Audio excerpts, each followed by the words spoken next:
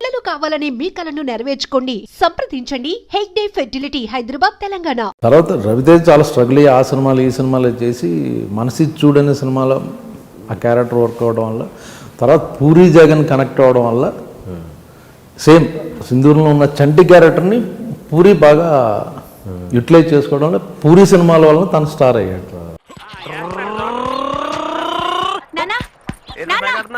చూడు నాన్న ఏడిపిస్తున్నాడు. ఎవరో చంటిగాడా? ఏంట్రాళ్ళు? ఏ లేదు మావా, కాలేజ్కి వెళ్ళేప్పుడు ఏ పూర్వం ఒకడైనా ఏడిపిస్తాడేమో అని రోజు కాపలా కాస్తున్నా. అది మిస్అండర్స్టాండింగ్. ఇది కొట్రా జోకరు. బతికింది, నేను చచ్చాను. థ్యాంక్స్ వాళ్ళు. అమ్మా చంటోడు చాలా మంచోడమ్మా, నువ్వే మిస్అండర్స్టాండింగ్.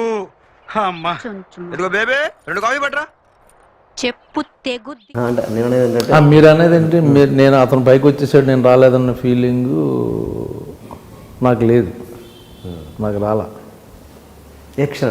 సింధూరం వల్ల ఆ సినిమాతో తను జప్పని పైకి వెళ్ళిపోయి నేను అదే ఉండిపోతే నేను నాకు బాధగా ఉంటుంది. అదేంటి ఈడి పైకి వెళ్ళిపోయి నేను అలా ఉండిపోయానని.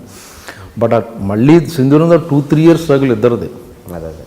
తర్వాత పూరి మన జగన్ తో కనెక్ట్ అవ్వడం, తను వేరే లెవెల్లో స్టార్ అయ్యాడు. అంటే తర్వాత అయినా కూడా జర్నీ ఒకేసారి స్టార్ట్ అయింది కదా. ఓకే, రవితేజని వదిలిపెట్టండి, మిగతా క్యారెక్టర్ మన తర్వాత వచ్చిన వాళ్ళు మన పైకి వెళ్ళిపోయినా ఎక్కడ మానవ సహజం కదా, మీరని కాదు, మామూలుగా మానవ సహజం. అంటే తర్వాత మనది ఇంకా బ్రేక్ రావట్లేదు, సరైన బ్రేక్ అన్నది ఫీలింగ్ ఎప్పుడు రాలేదా మీకు? లేదండి, యాక్చువల్గా నాకు ఎందుకంటే నేను హీరో అయిపోతే నేను ఇండస్ట్రీకి రాలేదు ఫస్ట్ ఆఫ్ ఆల్. ఓకే, పెద్ద స్టార్ అయిపోదాం ఆ ఆశలు లేవు ఫస్ట్ నుంచి. సో ఆ డిసప్పాయింట్మెంట్ నాకు అంతగా లేదు. ఒక 5% ఉంటుంది. ఇది రవితేజ పైకి వచ్చేసాడన్న బాధ కాదు, నేను కూడా వస్తే బాగుండనే ఫీలింగ్ తప్పించి, నేను కూడా బెటర్గా చేస్తా అన్న ఫీలింగ్ తప్పించి, రవితేజ వెళ్ళిపోయాడు కాబట్టి తను కంపేర్ చేసుకుని నేను కూడా అయిపోవాలన్న ఆ ట్రాక్లో ఎప్పుడు లేను నేను. ఎలా ఉంటుందండి మీ ఇద్దరి మధ్య రిలేషన్? అందుకే ఆ రిలేషన్ వల్ల నాకు ఆ ఫీలింగ్ లేదు. స్ట్రగ్లింగ్ డేస్ నుంచి మేము ఇద్దరం కలిసి ఉండేవాళ్ళం. సింధూరు ఈవెన్ యాక్చువల్ నిన్నే పిల్లాడతాకి రవి యాక్టర్గా ఇంకా ట్రై చేయడం మానేసి నేను పనికిరాను అని అందరూ చాలామంది చెప్పారు. అతను పనికిరాడు, ఎందుకు నువ్వు వేరే లైన్లో ట్రై చేయాలంటే తను అసిస్టెంట్ డైరెక్టర్కి అయ్యి నిన్నే పిల్లాడితే అసిస్టెంట్ డైరెక్టర్. ఆ టైంలో తను కొంచెం ఇమిటేషన్ బాగా చేసేవాడు యాక్చువల్గా. అనిల్ కపూర్ వాక్ కానీ రెగ్యులర్గా మిమిక్రీ చేసేవాడు కాకుండా యాక్చువల్గా అతను చూసి యాక్టర్ని చూసి అలా బిహేవ్ చేయడం అన్నది తను బాగా చేసేవాడు. ఆ టైంలో నేను లంచ్ టైంలో చూసేవాడిని. ఒకరోజు నేను చేయమని చెప్పాను నాగార్జున తప్పు వాళ్ళ ముందు. తను అమ్మ వద్దు అంటే నేను పుష్ చేసేవాడిని, సరే చెయ్యి. తను నడుచుకుంటూ వస్తే అనిల్ కపూర్ బయట అలా వాక్ చేస్తాడు అన్నది. ఓకే, తప్పు కింద పడిపోయింది చైర్లోంచి, నవ్వేసి అంత బాగా చేసాడు అన్నమాట. ఆ టైంలో అతను చూసి మన వంశీ గారు ఒక కన్ను ఉంటుంది అన్నమాట, చూస్తుంటాడు అందరిని. ఈయన యాక్టర్ చేయొచ్చన్న ఫీలింగ్ వచ్చి, సో కామెడీ ఫన్ గురించి ఒక క్యారెక్టర్ రాశాడు అన్నమాట. అది కానీ నిజంగా మరి అంటే ఆ టైంలో కృష్ణవంశీ గారు చేసింది నిజంగా గట్సీ. ఎవరు చేయరండి. అప్పుడు నిన్నే పిల్లాడితే బ్లాక్ బస్టర్ అయిపోయిన తర్వాత ఇంక వేరే రేంజ్లో చేద్దాం అనుకుంటారు. కానీ అంటే నాకు మాట ఇచ్చాడు వంశీ. అలా అంటే నిన్నే పిల్లాడితో షూటింగ్ జరుగుతున్నప్పుడు అన్నాడు, ఈ సినిమా సూపర్ డూపర్ హిట్ అవ్వాలి, నువ్వు దేవుడిని కోరుకో.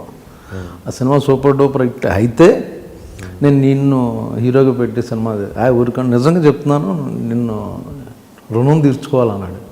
రుణం ఏంటి, నువ్వు గులాబీ ఇచ్చావు నాకు, నిన్నే పిల్లాడితో ఇచ్చావు. యాక్చువల్ నాకు తెలియకుండా చేసిన చిన్న పని అది. ఏది? కృష్ణవంశీ బాగా స్ట్రగుల్ అవుతున్న రోజుల్లో నేను కూడా స్ట్రగుల్ అవుతున్నా. నాకు ఇంటి దగ్గర డబ్బులు వచ్చాయి, మా ఫాదర్ పంపించారు. వంశీ తీసుకోవాలి ఇంట్లో డబ్బులు కానీ, ఇది ఇంట్లో వాళ్ళతో వచ్చేసాడు అంతే. తను బాగా చదువుకున్నాడు, ఎంఏ అది. బట్ ఒక డైరెక్టర్ అవ్వాలని దాంతో వచ్చేసాడు. డబ్బులు తీసుకున్న తను కలిసిన రోజున రెండోసారి మాటల్లో నైట్ 8:30 అయింది. నాకు అక్కడ పాండి బజార్లో ఒక చిన్న హోటల్లో మంత్లీ టికెట్ ఉండేది. ఆ టైంకి మాట్లాడుతూ సుప్రియ మెస్ అనేది మాట్లాడుతూ వంశీరా సార్ భోజనం చేద్దాం, టైం అయింది నేను తినాలి నా పక్కన ఉన్నాడు, సార్ రా అని తీసుకెళ్ళా, భోజనం చేసి.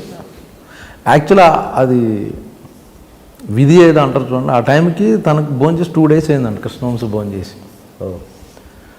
ఇంకా నెక్స్ట్ డే మార్నింగ్ కుదరట్లేదు, ఇంక వెళ్ళిపోదాం ఇంటికని డిసైడ్ అయ్యాడు. ఆ విషయం నాకు తెలియదు. తెలిసి అయ్యో భోజనం చేయలేదు నువ్వు, దా నేను పెడతానన్న ఉద్దేశంలో కాదు, మామూలు జనరల్ క్యాజువల్గా అతను మనసులో ఉంచేసుకున్నాడు నాకు భోజనం పెట్టాడని. గ్రేట్. సో దాని గురించి నాతో అంత పెద్ద సినిమా తీసాడు అది. గ్రేట్. అంటే తర్వాత మీరు రెగ్యులర్గా అంటే ఓకే ఆ రోజంటే తినిపించారు, మరి తర్వాత ఇలా కంటిన్యూ అయ్యారైనా?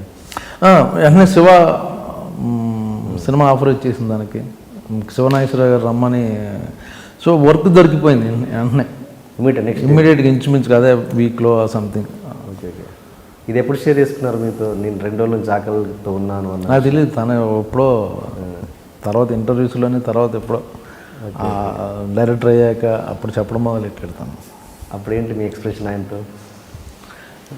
పర్టికులర్ ఏం లేదండి, నేను ఇప్పుడు ఏదో యాక్చువల్గా ఇప్పుడు టు బీ ఫ్రాంక్ భోజనం పెడితే మీకు భోజనం పెట్టాను, మీరు రిటర్న్ ఇవ్వాలంటే నాకు 5 star హోటల్కి తీసుకెళ్ళి భోజనం పెడతారు తప్పించి 3 కోట్లు పెట్టి సినిమా తీయరు. You want to give it back. నాకు ఇంటికి పిలిచి భోజనం పెట్టారు, మా ఇంటికి కూడా పిలుస్తాను, లేకపోతే వీటికన్నా ఇంకా బాగా ట్రీట్ చేస్తాను, నేను పైకి వచ్చాను కదా అన్నదాని మీద నేను వాళ్ళు అలా తీర్చుకుంటారు, కానీ ఇలా తీర్చుకోరు ఎవరు. మీరు కృష్ణవంశీ గారికి రుణం తీర్చుకునే పరిస్థితిలో ఉన్నారా? లేదండి, మీరే ఇప్పుడు కృష్ణవంశీ గారికి రుణం తీర్చుకునే పరిస్థితిలో ఉన్నారా? అది రుణం నేను తీర్చుకోలేను అది. ఎందుకంటే ఒక సినిమా ఇచ్చాడు ఇప్పుడు, ఓకే తన డైరెక్టర్ అయితే మంచి క్యారెక్టర్స్ అని గులాబీ ఇచ్చాడు, నాకు ఇప్పటికీ గులాబీ మంచి పేరు. నిన్నే పెళ్ళాడతా ఫ్యామిలీలో ఒక మెంబర్ కింద, బేదర్ సీన్ బాగా పాపులర్ నిన్నే పెళ్ళాడతాలో. గులాబీలో ఒక ఫ్రెండ్ వెన్నుపోటు పడవడం అనేది ఇప్పటికీ స్క్రిప్ట్లో చాలామంది బ్రహ్మాజీ వెన్నుపోటు పొడి చేయడానికి రెఫరెన్స్ చెప్పుకుంటుంటారు స్క్రిప్ట్లో, అలాగా బ్యాక్ స్టాప్ చేయాలన్నదే ఆ క్యారెక్టరైజేషన్ వెళ్ళింది. కరెక్ట్. తర్వాత సింధూరం అండి, సరే సింధూరం ఫ్లాప్ అయిందని వదిలేలా, చంద్రలేఖ అనే సినిమాలో కామెడీగా ఇంట్రొడ్యూస్ చేద్దాం అని కామెడీగా చేయించాడు నాతో. సపోజ్ ఒక దేవుడు మీకు మంచి అవకాశం ఇచ్చి ఆ రుణం తీర్చుకునే అవకాశం దేవుడు ఇస్తే కృష్ణవంశీ గారి పట్ల మీరు ఏం చేస్తారు? దేవుడు ఇచ్చినా కూడా నేను రుణం తీర్చుకోవాలని అంత చేశాడు నాకు. So I don't want give it back to him. ఏదైనా సపోజ్ కొన్ని కోట్లు పెట్టి మంచి సినిమా మీరు ప్రొడ్యూసర్గా తను చేయగలడు కదండి, తను చేసుకునే పరిస్థితిలోనే ఉన్నాడు. Okay okay. అండ్ ఇప్పుడు తర్వాత మీ లాస్ట్ సినిమా ఏంటండి కృష్ణవంశీ గారితో? ఖడ్గం అండి. మరేంటి తర్వాత ఎందుకు దేంట్లో అంటే తను ఇప్పుడు ఏదో నాకు ప్రతి సినిమాలో బ్రహ్మాజీ ఇచ్చేయాలని ఏమో చూడ, క్యారెక్టర్ సూటబుల్ అయితే ఇస్తాడు యాక్చువల్గా. Okay okay. బిగినింగ్లో నేను నాకు గురించి చేశాడు, ఏది ఈవెన్ గులాబీ కానీ నిన్నే పిల్లాడతా సింధూరం అనేది. ఆ తర్వాత నేను కూడా చేస్తున్నాను కాబట్టి అందులో సూటబుల్ ఈ క్యారెక్టర్ వీడికి అయితే బాగుంటుంది అనుకుంటే ఇస్తాడు.